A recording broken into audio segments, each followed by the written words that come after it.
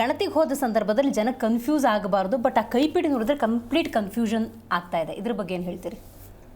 ನೀವು ಹೇಳ್ತಿರೋ ಸರಿ ಇದೆ. ಒಂದು ನೈತಿಕ ಜವಾಬ್ದಾರಿ ಆಗಿ ನಾವು ಒಂದು ವಿರೋಧ ಪಕ್ಷದ ಒಂದು ಭಾರತೀಯ ಜನತಾ ಪಾರ್ಟಿ ಒಂದು ವಿಶೇಷವಾಗಿ ಏನು ಪ್ರಮಾದ ಆಗಿದೆ, ಸಾಕಷ್ಟು ಹೊಸ ಜಾತಿಗಳನ್ನು ಸೃಷ್ಟಿ ಮಾಡಿ ಸೇರಿಸಿ ಒಂದು ಅಸಮತೋಲನ ಒಂದು ಸೃಷ್ಟಿಯಾಗಿದೆ ಈ ಸರ್ಕಾರದ ಒಂದು ನಡೆಯಿಂದ. ಸರ್ಕಾರದ ನಡೆ ಅಂದ್ರೆ ಇನ್ನೊಂದು 2-3 ಆ್ಯಡ್ ಮಾಡ್ತೀನಿ. ಎಷ್ಟು ಬೇಸರ ಆಗುತ್ತೆ ಗೊತ್ತಾ?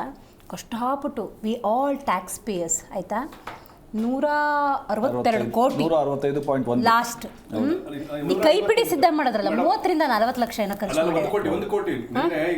ನೋಡಿ. ಅಂದ್ರೆ ಇದು ಹುಡುಗಾಟ.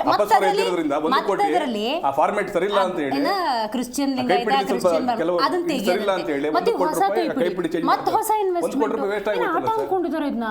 ಅದೇ ಮೇಡಮ್, ಈಗ ಅದಕ್ಕೋಸ್ಕರನೇ ನಾವು ಸರ್ಕಾರಕ್ಕೆ ಒಂದು ಎಚ್ಚರಿಕೆ ಮೂಡಿಸೋಂಥದ್ದು, ಮನವರಿಕೆ ಮಾಡೋಂಥದ್ದು ಒಂದು ಜವಾಬ್ದಾರಿಯುತ ಒಂದು ವಿರೋಧ ಪಕ್ಷವಾಗಿ ನಾವು ಕೇಳ್ತಾ ಇದೀವಿ. ಅವರಿಗೆ ಆಕ್ಷೇಪಣೆ ಮತ್ತೆ ಅವರಿಗೆ ಒಂದಿಷ್ಟು ಮಾಹಿತಿನೂ ಸಹ ಕೊಡ್ತಾ ಇದೀವಿ. ಹಂಗಂತ ಅವರು ವಿರೋಧ ಪಕ್ಷದವರು ಪ್ರಶ್ನೆ ಮಾಡೋದೆಲ್ಲ ಒಂದು ರೀತಿ ರಾಜಕೀಯವಾಗಿ ಅಂತೇಳಿ ಅವ್ರನ್ನೂ ಸಹ ಭಾವಿಸಬಾರ್ದು. ಯಾಕೆ ನೀವು ಕೂತು ಮಾತಾಡಕ್ಕಾಗಲ್ವಾ? ಈಗ ಸಿದ್ದರಾಮಯ್ಯನವರು ಅಲ್ಲ, ನೀವು ಗಣತಿನ ಪ್ರೋತ್ಸಾಹಿಸ್ತೀರಿ, ನೀವು ಗಣತಿಯನ್ನ ಪ್ರೋತ್ಸಾಹಿಸ್ತೀರಿ, ಆಯ್ತಾ? ಅಲ್ಲಲ್ಲ, ಈಗ ಜಾತಿ ಗಣತಿ ಆಗಬೇಕು ಅನ್ನೋದಾದ್ರೆ ನೀವು ಇಲ್ಲ ಅಂತ ಹೇಳಕ್ಕಾಗಲ್ಲ.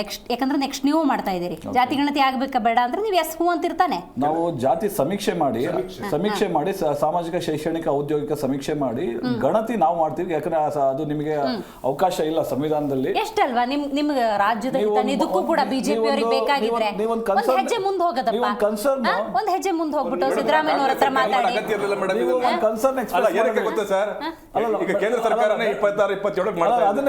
ಅದನ್ನೇ ಹೇಳಕೊಟ್ಟೆ.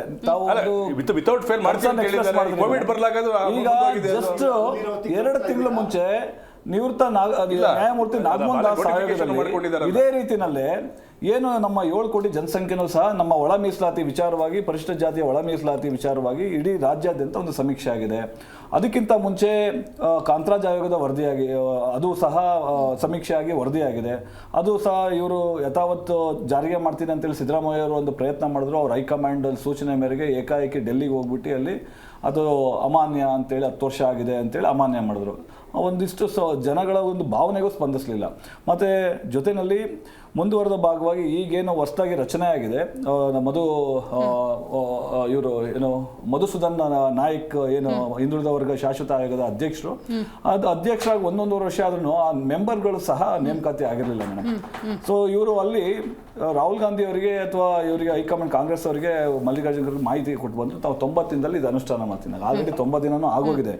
ಈಗ ಏಕಾಏಕಿ ಬಂದ್ಬಿಟ್ಟು ಈಗ ಒಂದು ಮೆಂಬರ್ಗಳನ್ನು ಸಹ ನೇಮಕಾತಿ ಮಾಡಿ 15 ದಿನದಲ್ಲಿ ನಾವು ಸಮೀಕ್ಷೆ ಮುಗಿಸಿ ಡಿಸೆಂಬರ್ ಒಳಗೆ ವರದಿ ತಗೊಂಡು ನಾವು ಈ ಒಂದು ಹಿಂದುಳಿದ ವರ್ಗ ಸಮುದಾಯಗಳು ಈಗೇನು ಸಮೀಕ್ಷೆ ಆಗ್ತಿದೆಯಲ್ಲ, ಈ ಸಮೀಕ್ಷೆ ಆಗ್ತಿರೋಂಥದ್ದು ಮೀಸಲಾತಿ ಏನು ಇವಾಗ ಮೀಸಲಾತಿ ಪ್ರಮಾಣ ನೋಡಿದ್ರೆ ನಮ್ಮ ಇದು ಪರಿಶಿಷ್ಟ ಜಾತಿಗೆ 15 ಇತ್ತು. ನಮ್ಮ ಕಳೆದ ಸರ್ಕಾರ ಬೊಮ್ಮಾಯಿ ಅವರ ಸಂದರ್ಭದಲ್ಲಿ 15 17 ಮಾಡಿದ್ವಿ. ST ವಾಲ್ಮೀಕಿ ಅಥವಾ ಇನ್ನು ಸಾಕಷ್ಟು ಬೇರೆ ಸಣ್ಣ ಸಣ್ಣ ಸಮುದಾಯಗಳು, ಈರುಳ್ಳಿಗ ಅಂತ ಇದೆ, ಅಕ್ಕಿ ಪಿಕ್ಕಿ ಅಂತ ಇದೆ, ಈ ಥರ ಸಣ್ಣ ಸಣ್ಣ ಸಮುದಾಯ ಅದು 3% ಇತ್ತು. ಅದನ್ನು 7%ಗೆ ಹೆಚ್ಚಿಗೆ ಮಾಡಿದೆ ನಮ್ಮ BJP ಸರ್ಕಾರದಲ್ಲಿ. ಸೊ ಇವೆರಡು ಸೇರಿ 24 ಆಗುತ್ತೆ. ಇನ್ನು 32% OBC ಇದೆ ಮೇಡಮ್. ಏನು ಹಿಂದುಳಿದ ವರ್ಗ ಸಮುದಾಯ ಇದೆಯಲ್ಲ, ಅದು ಕ್ಯಾಟಗರಿ 1, 2A, 2B, 3B ಈ ಥರದ ಸಮುದಾಯಗಳು ಟೋಟಲಿ ಈ ಸಮುದಾಯದಲ್ಲಿ 32% ಇದೆ. ಟೋಟಲಿ ಇಲ್ಲಿರೋಂಥ ಮೀಸಲಾತಿ 32% ಇರೋಂಥದ್ದು. ಅವರ ಜನಸಂಖ್ಯೆ ಇವಾಗ ಕರ್ನಾಟಕ ರಾಜ್ಯದಲ್ಲಿ 70 ರಿಂದ 75% ಜನಸಂಖ್ಯೆ ಇದೆ ವಾಸ್ತವಾಂಶ ನೋಡಿದ್ರೆ. ಆದರೆ ಮೀಸಲಾತಿ ನೋಡಿದ್ರೆ